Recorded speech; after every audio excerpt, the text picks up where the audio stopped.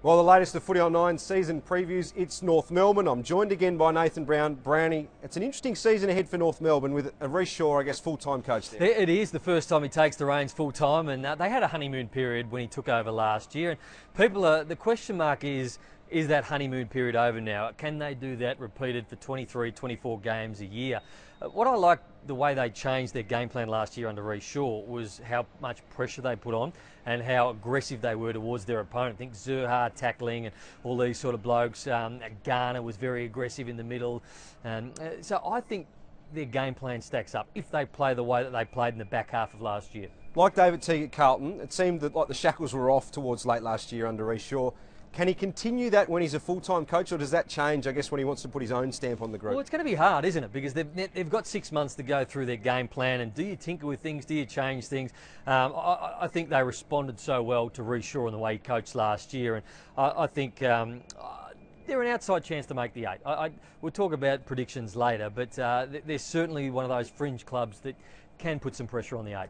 Let's take a look now at the ins and outs from, I guess, the trade period and the draft as well. They lost some experience in Scott Thompson, who retired. They've added a young midfielder from GWS in Aidan Bonner. Yeah, Aidan Bonner's a nice player. I think he was just squeezed out of GWS just because they've got so many stars up there. So he's a good depth player to come in. They lose Sam Wright and Scotty Thompson. Scotty Thompson, look, he was at the end. I mean, he's been such a great warrior, but they've got players that can now come in. Robbie Tarrant, All-Australian defender. I think he's their best defender at the moment, but they've got some other young players who can come in. I think Durden is a player that needs to step up in Scotty Thompson's absence.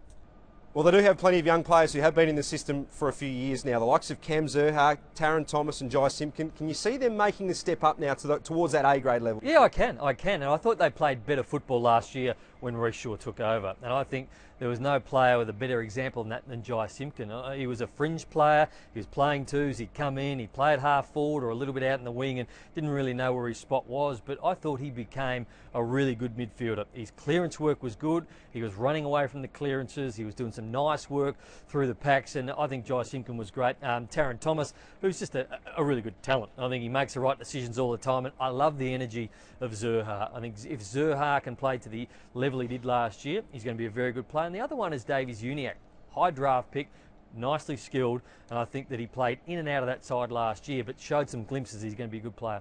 I guess that's the question mark I have about North Melbourne. They've got that young talent. They don't have a lot in the middle. They've got the senior players, your Todd Goldsteins, your Shaun Higgins and these guys who are probably still leading the way for them. Is that, I guess, gap in that middle bracket going to hurt them, do you think? I think that is their Achilles heel. I mean, they've got some really good top-end talent, but when you look at top-end talent at other clubs, do they have the real A-plus top talent? I mean, Cunnington and you've got Shaun Higgins who are really, really good players. They're A-grade talent, but outside those two, do they have pure A-grade talent? I'm not sure. So I think they lack a bit at the top end as well. We know all about Majak Daw's situation last year. It's great to see him back playing footy. Of course, he played a bit of VFL towards the end of last year. He was injured, couldn't crack back into the AFL side in time, but it seems like he's tracking really well. What does he add? Well, he looked like at the end of the year before when he started playing good footy, he just looked like he got it. I mean, he looked like a player who didn't understand the game that well, ran under the footy, couldn't follow up, and all of a sudden it seemed like all that hard work that he'd put in, all that faith North Melbourne had put in him, it just clicked and he started to get it. He started to read the ball better. He started to take big marks. He started to make the right decisions. So to have Majak Daw back, and the big benefit of if he can play good footy is he can play forward and he can play back. He went forward a few years back, kicked goals, he goes back and does a Robbie Tarrant type job on somebody, and he's a great intercept mark. So if Majak Daw can stand up, it's going to be massive for him. They do need that, don't they? I mean, they've added Josh Walker, who adds a bit of depth in defence, but ideally they've got Majak playing. Yeah, ideally. In the defensive end too. The other thing I do like for them is Mason Wood, who I've been told has been playing in the defensive end over the pre-season. So I think, and I'm huge on this, if you've got a forward and they haven't really worked out, and I'm not saying that Mason Wood hasn't worked out, but he hasn't been the player they've expected him to be so far. I think Larky's probably gone ahead of him. But you've always got to give a forward an opportunity in defensive end before you maybe make a decision on them. I think it's a great move to play Mason Wood in the defensive end, and I think with him, Tarrant, Majak Daw, they've got the nucleus of a really good defensive end along with Sam Durden. Certainly something to watch in season 2020. Who have you got under pressure?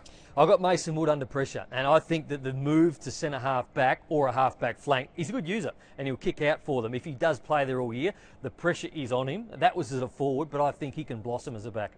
You've already touched on a few guys who you can see improving in 2020. Who have you got as the big improver? Like Davies-Uniacke. I thought sometimes last year he looked like just a genius at work, in and under. He's just got time and space when he gets the football. I know Chris Judd has got massive opinions on him, and when one of the greatest players of the last 20 years likes a player, he's got something to work with. So Davies-Uniacke, for me, is going to be the big player. Well, it seems like North Melbourne fans have got high expectations in what they can achieve. Maybe a September return, but where have you got them? They're good enough if they have a good run with injury to play finals. I've got them finishing just outside, probably 9th, 10th or 11th. But if they get a good run with injury, I think they can push towards that 8th spot.